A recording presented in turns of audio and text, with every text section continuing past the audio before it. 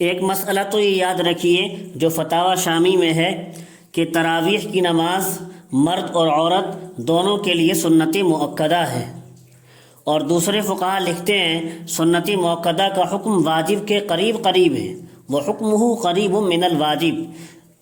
جیسے واجب کا ادا کرنا ضروری ہوتا ہے ایسے ہی سنت مؤکدہ کا ادا کرنا بھی ضروری ہوا کرتا ہے۔ جیسے نماز وتر واجب ہے، اس کا ادا کرنا ضروری ہے، اسی کے قریب قریب سنت مؤکدہ تراویح بھی ہے تو اس کا ادا کرنا بھی ضروری ہے۔ دوسرا مسئلہ یہ یاد رہے جو فتاوی تاتارخانیہ میں ہے، جس رات رمضان کا چاند نظر آئے تو اسی رات سے تراویح پڑھنا شروع کر دے، اور عید کا چاند نظر آنے تک پورے مہینے پڑھنا یہ مسنون ہے، سنت مؤکدہ ہے۔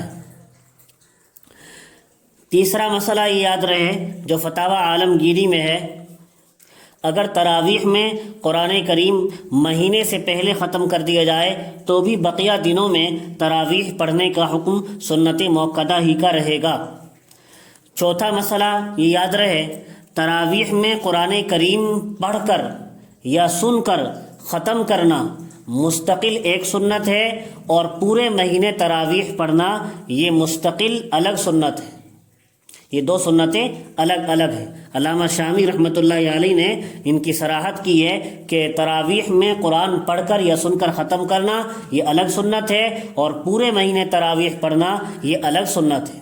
تو بعض لوگ جو جلدی سے کسی مسجد میں 10-15 روز میں قرآن کریم سن کر تراویح پڑھنا چھوڑ دیتے ہیں، ان کو یہ بات ذہن نشین کر لینی چاہیے کہ اس صورت میں ایک سنت یعنی ختم قرآن پر تو عمل ہو گیا، لیکن دوسری سنت پورے مہینے تراویح پڑھنے کی جو تھی اس کو چھوڑ دیا، اس سنت کے چھوڑنے کی وجہ سے گناہگار ہوں گے۔